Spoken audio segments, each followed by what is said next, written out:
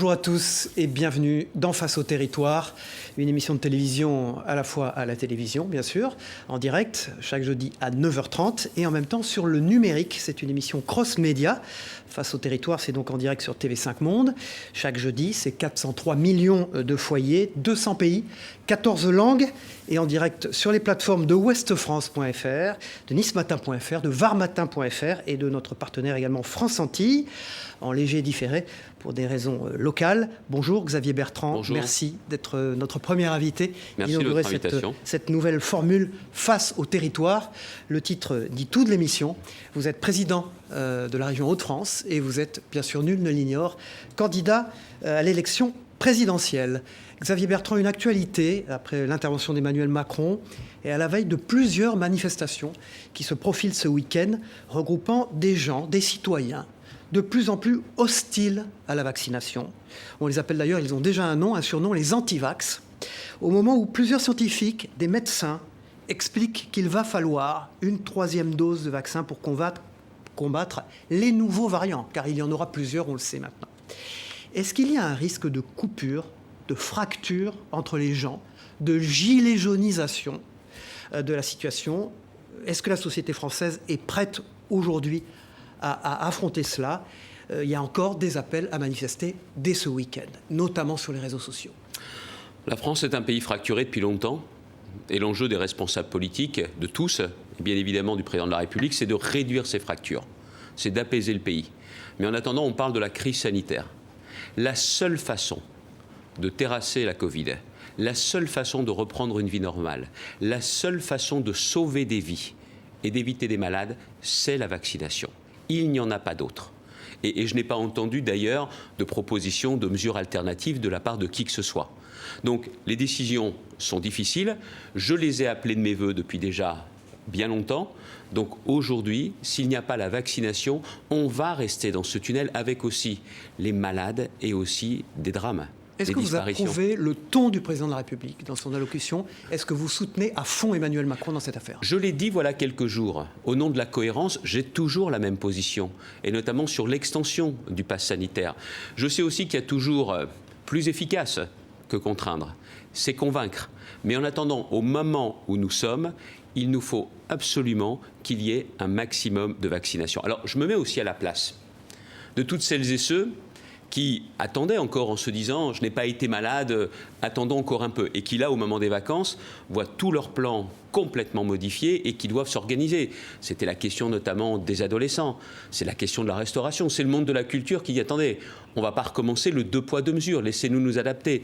Et tout ça montre bien également que quand on prend une décision au sommet de l'État, on doit penser aussitôt à la mise en œuvre. Vous savez, la politique, comme l'économie, comme tout, si ce n'est pas à hauteur des hommes et des femmes, ça ne fonctionne pas comme ça devrait fonctionner. Mais en attendant... Vous n'avez pas répondu à la question. Le gouvernement était à la hauteur dans cette affaire précisément. Je viens de vous le dire. Très bien. Je viens de vous le dire. Je suis un opposant, c'est vrai. Oui. Mais quand il y a des décisions d'intérêt général, où il s'agit de protéger nos concitoyens, là, il ne doit pas y avoir d'hésitation. C'est aussi l'ancien ministre de la Santé qui parle. J'allais vous dire. J'en suis conscient. Et c'est vrai, quand on a été ministre de la Santé un jour, on mesure, peut-être plus encore que d'autres, ce besoin impératif de protéger, de sauver des vies. On passe à la première partie de cette émission dans un instant. Première partie avec François-Xavier Lefranc. Bonjour. François-Xavier Lefranc. Bonjour. Vous êtes le rédacteur en chef de Ouest France, le premier quotidien francophone du monde. Nous sommes la première chaîne francophone du monde. Cette association allait de pair, allait de soi. Vous avez des questions à poser à Xavier Bertrand et on commence bien sûr sur les jeunes puisqu'il vient d'en parler. Oui, les jeunes, parce que 9 jeunes sur 10 n'ont pas voté. Presque 9 jeunes sur 10, c'est quand même énorme. Alors comment entamer le long marathon de la campagne électorale pour la présidentielle? Comment parler de l'avenir des territoires, de l'avenir de la France quand on sait que autant de jeunes se sentent très loin de la politique? C'est en répondant clairement à leurs préoccupations quotidiennes et puis aussi leurs préoccupations pour l'avenir. Je suis père de 4 enfants et j'ai bien conscience également que j'ai une responsabilité en tant que père, j'ai aussi une responsabilité en tant que responsable politique et candidat à l'élection présidentielle. Beaucoup des jeunes que j'ai rencontrés pendant cette campagne des régionales nous disent pour nous c'est le premier emploi, le premier logement, la mobilité. c'est-à-dire comment on fait pour se déplacer, notamment quand on n'habite pas dans le cœur des métropoles, et il faut y apporter des réponses concrètes. C'est notamment la raison pour laquelle, notamment dans la région, on met vraiment le paquet sur tout ce qui est formation, tout ce qui est également accès à l'emploi, les stages, pour leur permettre que cette première marche ne soit pas infranchissable. Donc, et là, je veux encore aller plus loin, notamment au titre de la région pour 6 millions d'habitants. Et si ces propositions fonctionnent, comme je le pense, sont celles aussi que je porterai. Il y a aussi un autre aspect, le permis de conduire. Le permis de conduire, on nous dit que les jeunes sont moins intéressés par le permis de conduire. Ce n'est pas vrai. C'est que le permis de conduire aujourd'hui, c'est à peu près 1 500 € quand vous l'avez du premier coup. C'est quasiment un impôt qui ne dit pas son nom. Parce qu'après le permis de conduire, il y a la voiture. Donc il faut des aides. Oui, et la région a décidé que 90% du prix de ce permis serait financé par la région pour des jeunes qui sont en formation ou en recherche. Vous voyez, et le vote électronique, est-ce que ce serait de Attendez, on est sur autre chose. Les jeunes vous disent, moi déjà, je sais bien que je dois trouver ma place dans la société, mais ce qu'ils veulent, c'est que ça ne soit pas une marche infranchissable, comme je le disais tout à l'heure. Donc ça, ce sont des réponses concrètes. Et il y a aussi autre chose. C'est aussi l'avenir. Oui. C'est la question de l'écologie, parce qu'ils se disent, dans 10 ans, dans 20 ans, dans 30 ans, avec le réchauffement climatique, si vous ne luttez pas contre, mais sur quelle planète on va vivre et dans quelles conditions on va vivre. On peut déclarer ses impôts sur Internet. Est-ce qu'il ne faut pas mettre en place le vote électronique qui ne résoudra pas tout? Parce que c'est une autre raison. Là, on est sur un... Est-ce que ça ne faciliterait pas les choses? Je vais vous dire une chose. Ça marche aux États-Unis, Xavier Bertrand. La politique, si elle est concrète et si elle amène des résultats, eh bien les gens vont retourner voter. Et les jeunes aussi. Mais à force d'entendre des politiques qui leur disent, vous savez, nous, on ne peut pas grand-chose. On peut pas grand-chose. C'est l'Europe, c'est la finance, c'est la technostructure qui décide. Pourquoi se déplacer pour ça? Mais pardonnez-moi, je pense que la politique n'est pas morte à une condition qu'elle définisse une vision, qu'elle ait une éthique et surtout qu'elle amène des résultats. Et le vote électronique, je ne connais rien de mieux en termes de sécurité que se déplacer hors de chez soi, dans un bureau de vote, que ce soit papier ou électronique, parce que vous êtes à l'abri de toute pression, Et pour l'électronique, moi je veux bien, mais si on a toutes les garanties pour éviter la cyberfraude et que les garanties de cybersécurité sont posées. Mais le premier point, la politique, elle est concrète, elle amène des résultats, les gens et les jeunes se tourneront à nouveau vers la politique. François-Xavier Lefranc, vos équipes de Ouest France ont réalisé une vidéo avec une jeune fille, c'est Camille Da Silva et Louise Sobad, qui l'ont réalisé. On va écouter, elle a une question à poser à Xavier Bertrand. Moi, c'est Margot, j'ai 24 ans, je reprends mes études en septembre prochain dans le luxe et la mode. Si j'ai pas voté au régional, c'est parce qu'en fait, je me sens pas concernée. J'arrive pas à me rendre compte de l'impact que ça va avoir dans ma vie, dans le quotidien. Xavier Bertrand, en tant que candidat, je voulais savoir quelles étaient vos idées pour plus concerner les jeunes dans les élections régionales. Margot, 24 ans, à Rennes. Premier emploi, premier stage, premier logement. Et aussi l'accès à la mobilité quand ils en ont besoin. Ce sont des réponses concrètes que j'ai apportées dans la campagne. Ce n'est pas pour autant que les jeunes se sont massivement déplacés dans les Hauts-de-France. Mais encore une fois, si on lui montre à Margot, c'est Margot, c'est Margot, que la politique peut rendre sa vie moins difficile et meilleure, les gens se tourneront à nouveau vers la politique. C'est ce que font les régions. Mais là où il y a aussi un autre sujet pour Margot. C'est que le millefeuille français politique. Alors on va y revenir. On y revient. L'action des régions, le budget des régions françaises, c'est entre 25 et 30 milliards. C'est la moitié du budget de la seule région de Bavière. C'est un peu plus que la seule région de Catalogne. C'est 13 fois moins que le budget de l'État. Comment est-ce que les régions peuvent aujourd'hui bien travailler avec des budgets finalement très faibles? Que le président de la République leur fasse confiance et qu'on aille beaucoup plus loin en matière de transfert de compétences au nom de l'efficacité. On prend un exemple, politique d'emploi, pour revenir sur ce que disait Margot. Les politiques d'emploi, la région des Hauts-de-France, finance 60 à 70 000 formations de demandeurs d'emploi par an. Pôle emploi, pendant ce temps-là, on finance toujours une partie. Vous ne croyez pas qu'on pourrait faire plus simple et d'avoir un pilote unique? Imaginez si dans une voiture, vous avez 2 pilotes, ça ne fonctionne pas. Ça ne fonctionne pas. Voilà ce que je demande très concrètement. Donc une simplification. Mais comme je ne l'obtiendrai pas, c'est ce que je veux proposer en tant que président. Et quand on regarde l'ensemble des budgets... Vous voyez, c'est pas de la simplification, une réforme pour une réforme. C'est pour plus d'efficacité. Prenez la santé. Je demande à ce que le pilotage des agences régionales de santé passe sous l'autorité des présidents de région. Je ne l'obtiendrai pas. Alors je le propose dans ce projet ce projet de société qui est ma République des territoires, la République des territoires. Alors, parce qu'aujourd'hui, est-ce que la République des territoires c'est moins d'État? C'est mieux d'État.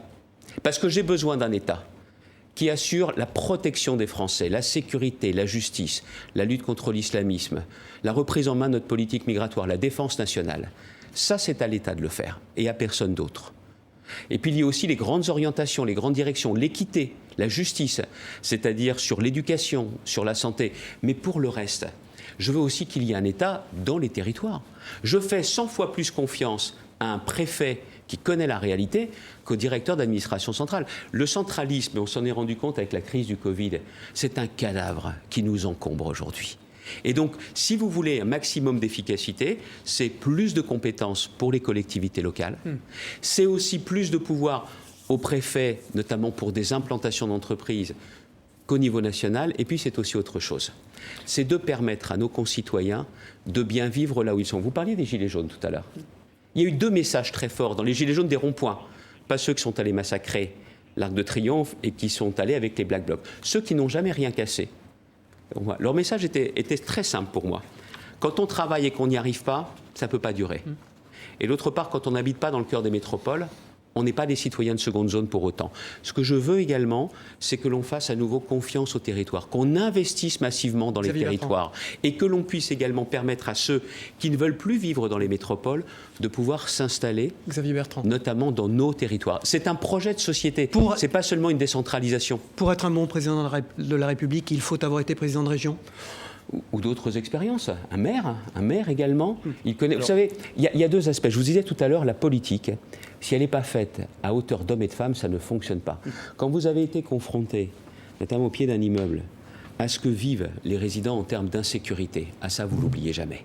Et quand vous recevez dans une permanence quelqu'un qui est porteur d'un projet, à qui vous avez besoin de faciliter la vie, ça, vous le retenez également. Et quand vous avez quelqu'un qui a du mal à joindre les 2 bouts en travaillant et qui vous demande justement un coup de main, vous ne l'oubliez pas non plus. Ça, je crois que c'est très important. Il faut une vision, bien évidemment. Vous avez aussi la question de la place de la France dans le monde. Mais si vous n'êtes pas à hauteur d'hommes et de femmes, ça ne peut pas fonctionner. François-Xavier Lefranc, vous avez un dessinateur, un collaborateur qui s'appelle Chonu. Chonu, un homme des territoires. C'est un Normand, Emmanuel Chonu, qui dessine tous les jours, qui commente l'actualité dans Ouest-France. Et qui a beaucoup d'humour. Et qui a une question à vous. Eh ben, ça tombe bien. On regarde Chonu. Alors, je dis ça par avance. Monsieur le Président des Hauts-de-France, bonjour. Voici ma question. Vous réclamez plus d'autonomie pour votre région, c'est l'esprit girondin. Mais si, en 2022, vous arrivez au sommet de l'État, serez-vous l'artisan d'une nouvelle politique de décentralisation? Parce que de l'endroit où on se situe, on n'a pas forcément le même point de vue. Xavier Bertrand, si vous y arrivez, car ce matin vous êtes venu, évidemment, nous sommes en direct, et vous avez eu du mal à accéder à Paris. La réponse est oui, mon Chenu. La réponse est oui. C'est-à-dire que ce que je dis aujourd'hui, c'est ce que je veux faire demain.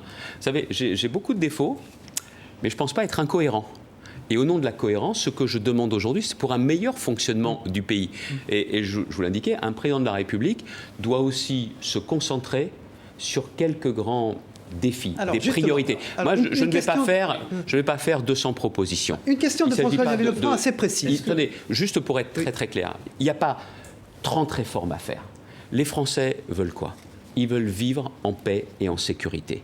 Et ils veulent vivre de leur travail. Et ils aspirent, ce que je propose, à un nouveau projet de société, c'est cette République des territoires. Voilà ce qu'ils veulent. Justement. Un problème avec ces territoires. Je vais prendre l'exemple des langues régionales. Les langues régionales, c'est un sujet qui revient régulièrement depuis des années. Là, le Conseil constitutionnel a retoqué une proposition de loi. Saisi par qui, le Conseil constitutionnel? Oui, certes, effectivement. Non, mais par qui, pour les auditeurs? Par des députés de la majorité. Non, et l'action du gouvernement. C'est-à-dire qu'on fait voter un texte et derrière, le gouvernement prête la main au recours. Les choses n'avaient pas été réglées avant. Il y a eu d'autres majorités avant. À chaque fois qu'on parle des langues régionales, on a l'impression que c'est un sujet qui brûle les doigts. Est-ce qu'on n'a pas un État français, un État central, un personnel politique qui a peur, en fait, de la diversité française, de la diversité des territoires, des cultures régionales? Est-ce qu'on n'a pas quand même un grand mouvement à lancer? Parce qu'à chaque fois, c'est la même chose, on s'en occupe, tout le monde est d'accord pour les langues régionales, mais c'est un sujet qui brûle les doigts, en fait. C'est pas ça qui menace l'unité du pays.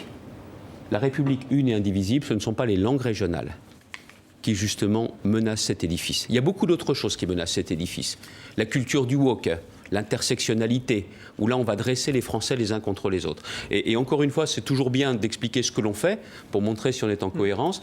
Moi, nous allons monter un office du flamand.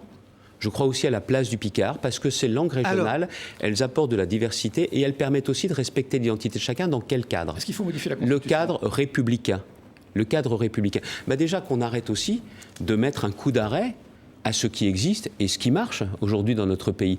Et je l'ai déjà indiqué, moi je suis prêt à aller dans ce débat sur la reconnaissance des langues régionales, mais ce que je vous dis là, je le fais chez moi. François-Xavier Lefranc, Xavier Bertrand, une chaîne de télévision que vous connaissez bien, vous parliez de la Picardie, qui s'appelle WEO, et dont WEO Picardie, dans les Hauts-de-France, a une question à vous poser, c'est Anne-Charlotte Duvivier, qui en est la rédactrice en chef. On l'écoute, ça concerne vos concitoyens, à vous particulièrement. Bonjour, Anne-Charlotte Duvivier, journaliste pour WEO, la télévision en Hauts-de-France. Les habitants de cette région vous ont renouvelé leur confiance et vous ont réélu président de région alors même qu'ils savaient que vous alliez être candidat à la présidentielle. Pour autant, aujourd'hui, beaucoup se posent la question, comment va se passer ce mandat ? Qui va assurer l'intérim ? Et surtout, comment vous allez réussir à incarner cette proximité avec le territoire Hauts-de-France et les habitants des Hauts-de-France que vous prenez en tant que président de région, tout en vous lançant dans cette campagne pour les présidentielles ? En fait, les journées n'ont que 12 heures. Oui, mais il faut toujours dire la vérité. Et moi, j'ai dit la vérité. J'ai dit la fois dernière, quand j'avais été candidat, je n'accepterai aucune autre responsabilité. Et même si les propositions ont pu m'être faites, je suis resté à la tête de la région. Et là, j'ai indiqué, si je suis élu à la tête de la région, je serai candidat à l'élection présidentielle. Qu'est-ce que j'ai pas entendu ? Oh là là, c'est une erreur. En gros, vous aurez le temps ? Oui, la réponse est oui. Mais je voudrais aussi aller plus loin. Pourquoi j'ai dit les choses ? Parce que cette élection me donne cette légitimité. Ma connaissance des gens, des enjeux, c'est aussi quelque chose qui, pour moi, est très, très important. Et cette légitimité me donne aussi une force. Tout commence pour moi dans les Hauts-de-France. Et vous voyez, quand on dit la vérité aux gens, ils ne vous sanctionnent pas. Donc toutes ces questions sont des questions que j'ai entendues de mes opposants, de beaucoup de commentateurs. Mais les gens, ce n'était pas ça. C'était de dire, on a bien conscience qu'il y a une partie des solutions, c'est la région, mais une bonne partie des solutions, c'est au sommet de l'État que ça se joue. François-Xavier Lefranc, la une de Ouest France aujourd'hui. La une de Ouest France, c'est l'Europe, l'international et évidemment les territoires, avec la question climatique. On la voit à l'antenne. Le plan notamment européen et l'international, parce que la vie locale, la vie des territoires, c'est aussi la vie du monde et on ne peut pas comprendre l'un sans l'autre. Voilà, donc la une de Ouest France, elle exprime un petit peu tout ça. Et la question des territoires, c'est aussi la question de l'égalité des territoires. On n'oublie pas les territoires ultramarins, parce que ça fait aussi partie des préoccupations. Trop souvent oubliées en termes de développement économique, on va en parler, en termes de sécurité. On est partenaire également avec France Antilles, on les rejoint tout à l'heure. François-Xavier Lefranc, Ouest France, c'est quoi la diffusion, c'est quoi l'impact numérique et print ? Eh bien, Ouest France, c'est un grand média indépendant qui dépend d'ailleurs d'une structure associative à but non lucratif. C'est une grande plateforme numérique, c'est le premier journal francophone au monde. Et c'est un journal qui parle à des gens dans le monde entier, qui parle de la vie internationale, de l'actualité internationale et bien évidemment des territoires, de tous les territoires, sans oublier les territoires ultramarins. Je tiens à le dire. Et c'est le premier quotidien français. Est-ce que je peux rebondir un court instant ? Vous avez 20 secondes.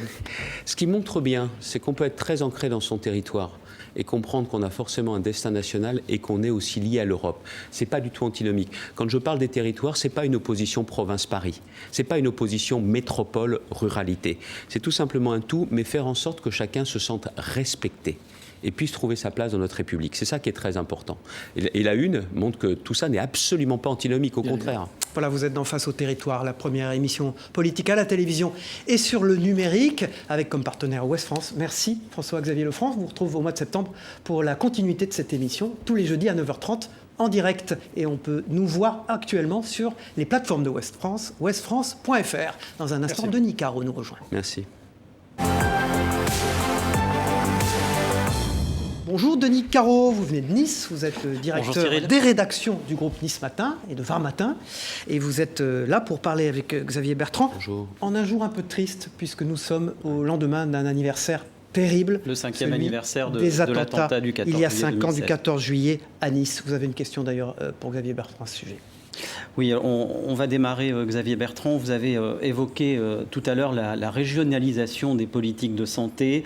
On a vu au cœur de la crise sanitaire, les collectivités, les villes, les départements, les métropoles ont été plus réactives globalement et plus dans l'action concrète que l'État.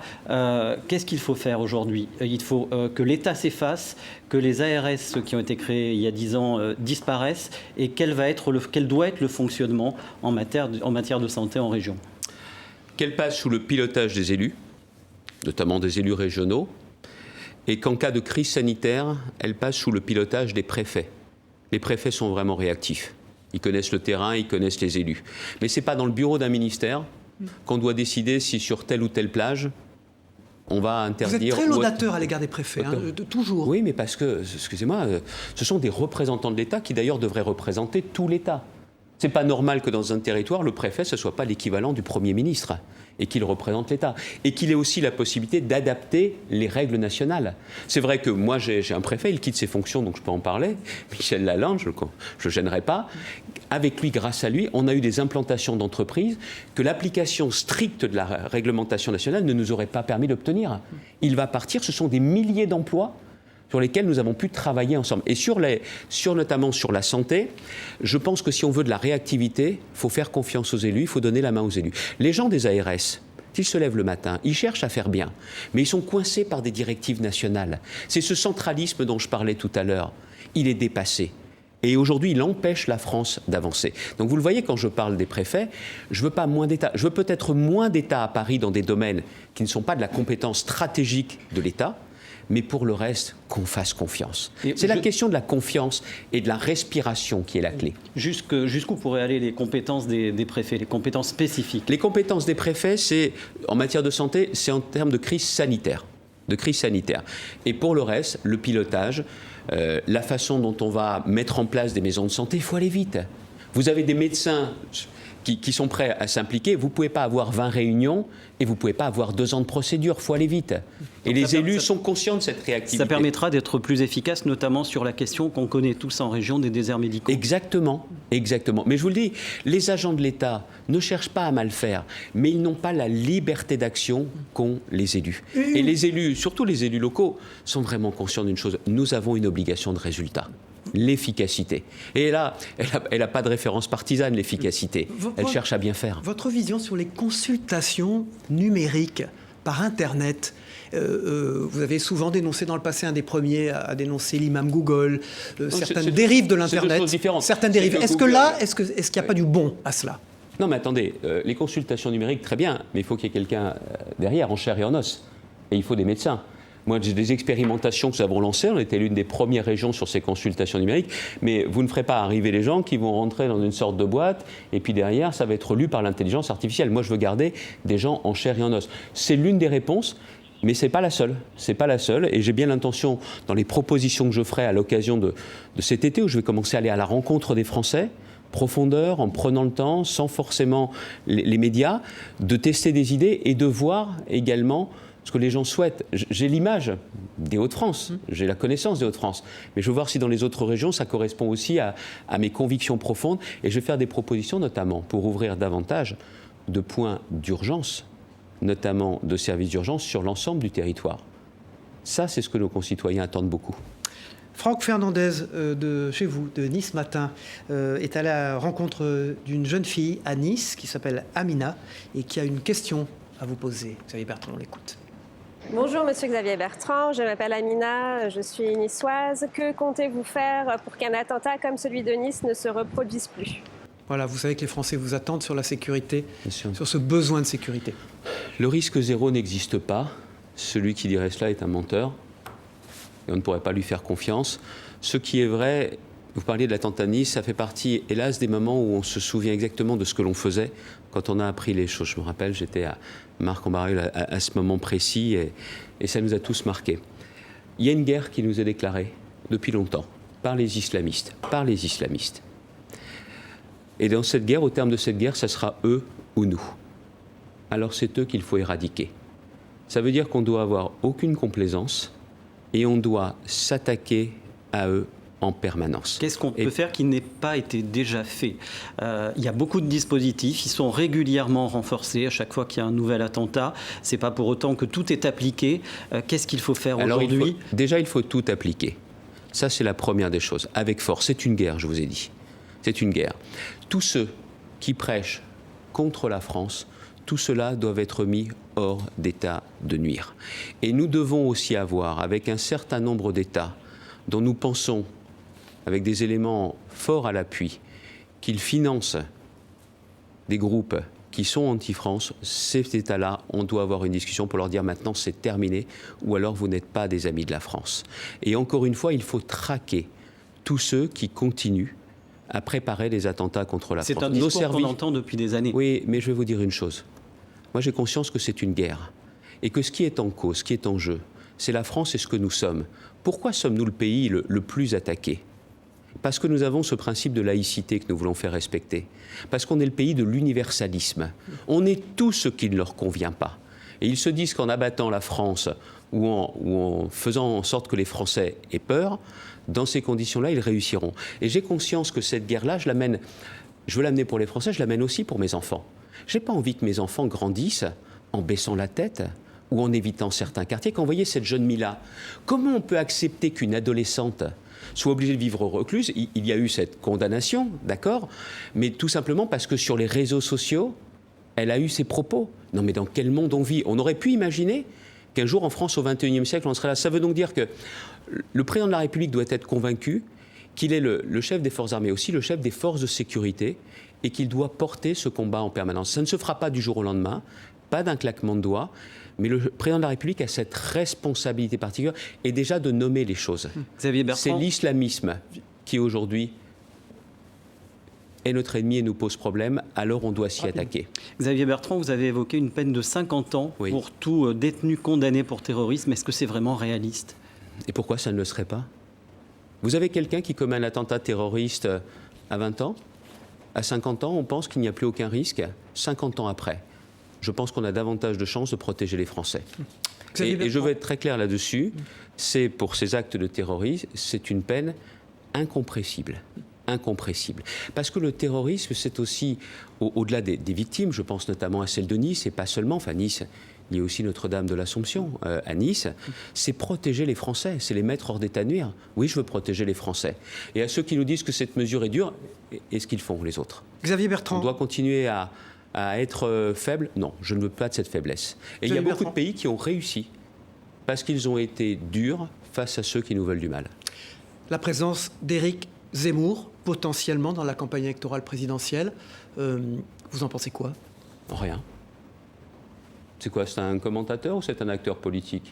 Des anciens premiers ministres deviennent éditorialistes politiques comme Manuel Valls. Qu'ils prennent ses responsabilités, les Français regarderont qui, clairement, est capable de proposer des solutions à leurs problèmes et de dessiner un meilleur avenir pour le pays. Manuel Valls, chroniqueur d'une grande chaîne d'infos. Je ne suis pas commentateur. Ancien Premier ministre. Je ne suis pas commentateur. Mais vous en pensez quoi en tant que citoyen ? Vous voyez ce que je pense de Manuel Valls ? C'est le Premier ministre et le ministre de l'Intérieur courageux qui s'est attaqué à l'islamisme.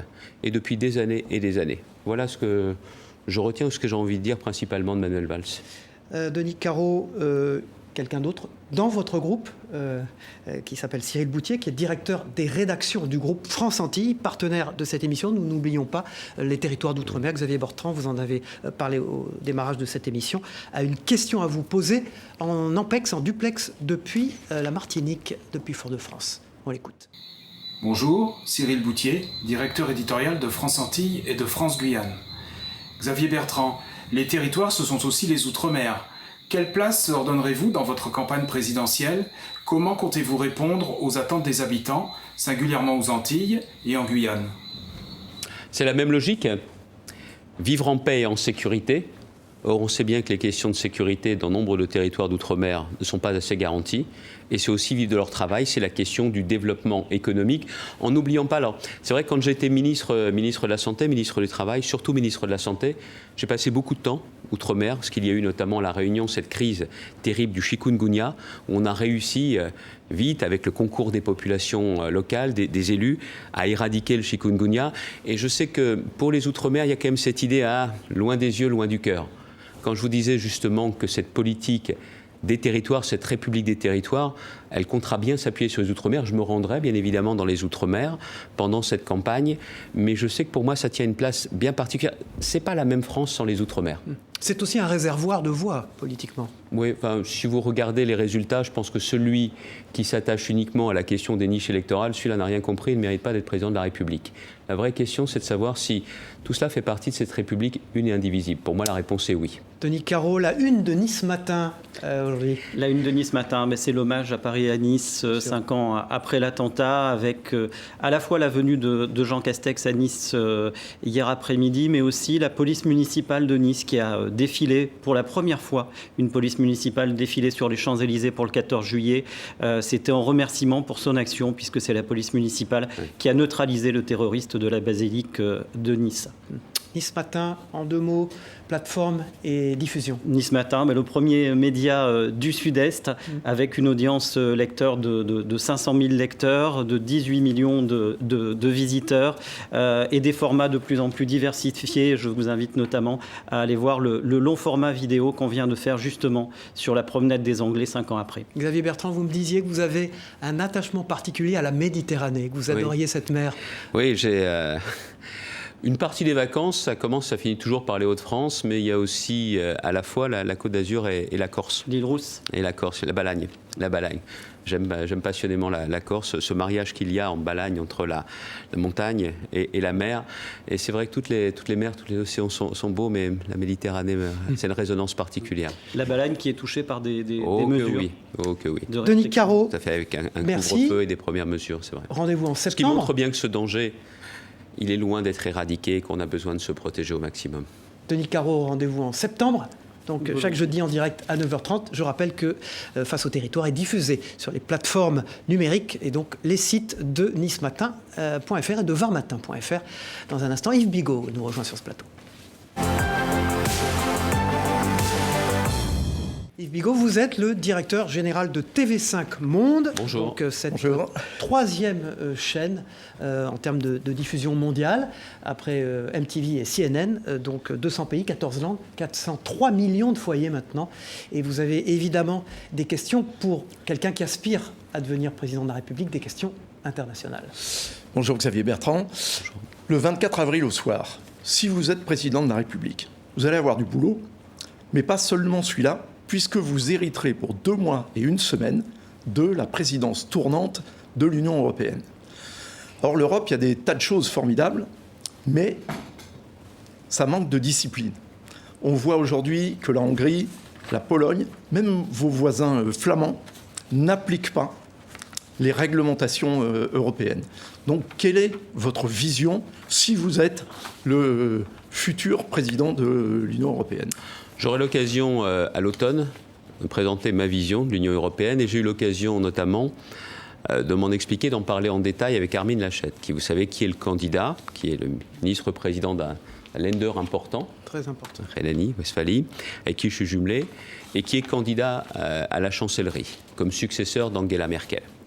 Bon, déjà, il n'est pas question d'avoir un directoire de l'Europe, mais sans l'amitié franco-allemande, l'Europe ne pourra pas avancer, ne pourra pas fonctionner. Mais il faut aussi qu'on se mette d'accord sur ce que sont nos vrais points de convergence et nos divergences. Or, aujourd'hui, sur l'Europe, on continue à avancer, mais j'aimerais qu'on tire toutes les leçons de ce qui s'est passé avec le Brexit. Ce n'est pas parce que les Anglais sont toujours un peu à part, qu'ils ont eu une position très à part, un pied en dedans, un pied en dehors dans l'Europe. C'est quand même une nation européenne, parmi les plus importantes, qui a quitté l'Europe. Et donc, on doit se poser des questions sur l'avenir européen. Est-ce qu'on est bien d'accord pour dire qu'il faut une taxe carbone aux frontières de l'Europe, pour appliquer en matière de commerce international la réciprocité? Les pays sont durs avec nous pour qu'on puisse commercer et nous on les laisse rentrer. Non, il faut arrêter la naïveté. Est-ce qu'on est bien d'accord là-dessus? Est-ce qu'on est bien d'accord là-dessus? Sur la question énergétique, sur la question de la défense. Tiens, la défense, encore une fois avec nos amis allemands. Le char commun, ça avance bien. Les Allemands ont le pilotage, on joue le jeu. Mais l'avion du futur, est-ce que c'est le cas? La réponse est non. Sur la Turquie, sur la question notamment de la politique migratoire, aux frontières de l'Europe, il y a Frontex. Est-ce qu'on accepte de développer encore plus les moyens de Frontex? Vous voyez, sur toutes ces questions très concrètes et qui touchent en partie au climat, commerce international, aux intérêts stratégiques, l'énergie, la défense, et aussi sur la question migratoire, est-ce qu'on est d'accord tous ensemble ou est-ce qu'on doit se mettre d'accord justement à quelques-uns pour tout entraîner? Ce sont ces questions-là que je veux mettre sur la table. Parce qu'on a beaucoup parlé des territoires, profondément attachés à mon pays. Mais si on veut peser par rapport à la Chine, par rapport aux États-Unis, c'est l'Europe. Mais on croit encore à l'Europe puissance? Moi, je veux bien y croire à une condition, c'est que la souveraineté nationale ne disparaisse pas. Xavier Bertrand, vous avez été très en pointe dans le combat pour les pêcheurs en tant que président des Hauts-de-France, face à l'Angleterre et au Brexit. c'est un accord qui sera révisé et révisable, l'accord actuel. Il y a un risque que reviennent les problèmes qu'on a connus. Non mais attendez, c'est tout de suite qu'il faut le réviser. Si le Royaume-Uni, très ami avec les Anglais, c'est pas parce que ma région est voisine, mais ils ne respectent pas les règles. De toute façon, on le sait, bien souvent. Tout ce qui est à eux, tout ce qui est à nous se négocie. Donc au bout d'un moment, il y a un système, c'est que la naïveté, terminée. Donc aujourd'hui, ils ne délivrent pas les licences aux pêcheurs comme prévu, comme promis. Nous remettons en cause dès maintenant l'accord dans ces conditions-là. Et il y a tellement de dossiers qui sont en discussion que nous mettons tout dans la balance. On a aujourd'hui des pêcheurs, pas seulement dans les Hauts-de-France, dans les différentes régions de France, qui aujourd'hui ne peuvent plus travailler comme avant. Tout simplement parce que l'accord n'est pas respecté par les Anglais. Donc c'est tout de suite qu'il faut changer cela. Et pas attendre des années qu'ils aient disparu. Moi je tiens à mes pêcheurs, parce que derrière les pêcheurs, il y a toute la transformation, il y a toute une industrie. Et puis encore une fois, la parole, les écrits, ça engage. Autrement, il ne faut pas s'étonner que la politique soit considérée comme quelque chose de secondaire. Ce n'est pas ma conception. Je me battrai pour démontrer le contraire. Il faut des résultats. Et Bigot. Xavier Bertrand, vous êtes sur la chaîne de la francophonie en ce moment, depuis l'assassinat de Samuel Paty et les diatribes du président turc Recep Erdogan contre la France. Il y a des tensions dans le monde musulman et un sentiment anti-français. Et pas uniquement le Maghreb ou le monde musulman méditerranéen, puisque c'est allé jusqu'à des manifestations très importantes au Sénégal, pays très ami de la France par ailleurs. Donc comment est-ce que vous voyez les relations que la France doit avoir avec le monde musulman, qui n'a pas de lien évident, politique, en tous les cas, avec l'islamisme ? Déjà que ce soit redit clairement, en ce qui me concerne, mon combat contre l'islamisme est total. Mais je ne confonds pas les musulmans et les islamistes. Et je pense que le dire et le redire, et que notre politique montre bien que jamais nous ne ferons cette confusion, c'est très important à rappeler. Mais je l'ai dit tout à l'heure, vous avez certainement entendu, je pense qu'il faut aussi comprendre que nous sommes le pays le plus attaqué pour ce que nous représentons et que nous n'avons pas le droit, le devoir de nous défendre. Et tous nos amis, en Afrique ou ailleurs, doivent le comprendre. Mais attention, jamais de confusion, jamais d'amalgame entre musulmans et islamistes. Jamais. L'opération Barkhane qui prend fin, le président de la République a annoncé un retrait partiel qui deviendra presque total bientôt. Vous êtes favorable, vous soutenez le président de la République dans ce... Maintenant, c'est la décision. C'est la décision qu'il faut prendre maintenant. Je pense que l'Europe aurait dû s'impliquer plus tôt, beaucoup plus fort, et de bien comprendre aussi aujourd'hui, c'est qu'il ne s'agissait pas seulement, en allant combattre là-bas, de protéger ce pays, cette partie de l'Afrique, mais c'était aussi de se protéger nous. Et que nous devons aussi veiller à ce que ce ne se reconstitue pas des forces qui, à partir de leur territoire, pourraient à nouveau projeter des attentats. Mais là, encore une fois, la France a une responsabilité particulière, une histoire particulière avec l'Afrique. Et je pense qu'il va falloir aussi réécrire cette politique, parce que plus que les Chinois, plus que les Américains, je pense qu'on a une histoire forte à partager. Et je reste intimement convaincu, vous me parliez de l'Europe, excusez-moi, mais je saisis aussi cette idée, c'est qu'il y a un nouveau pacte de développement avec l'Afrique apporté par l'Europe, avec l'Afrique. Et pas seulement sur la question migratoire, sur la question du réchauffement climatique, de l'accès à l'énergie. C'est le projet de Jean-Louis Borloo. Et ça, je pense que la France doit porter ça au niveau européen pour qu'on n'ait pas une politique de coopération Europe-Afrique, mais un nouveau pacte de développement et de paix. Xavier Bertrand, vous êtes candidat à l'élection présidentielle. Est-ce que ça a fait l'objet de débats dans votre famille? Vous disiez que vous avez 4 enfants. Est-ce que tout le monde est mobilisé? Comment ça se passe dans une famille quand on décide de cet acte incroyable dans la vie d'un homme, d'être candidat à la tête de son pays? Comment l'a pris votre famille? Je pense que ça fait longtemps. Famille sait que j'aime la politique passionnément. J'en fais depuis que j'ai 16 ans. Cette ambition, cette idée, cette détermination, être président de la République, ça ne fait pas par contre ni 30 ans, ni 20 ans. Plus jeune, j'avais d'autres passions que la politique. Les posters dans ma chambre, c'était des joueurs de foot.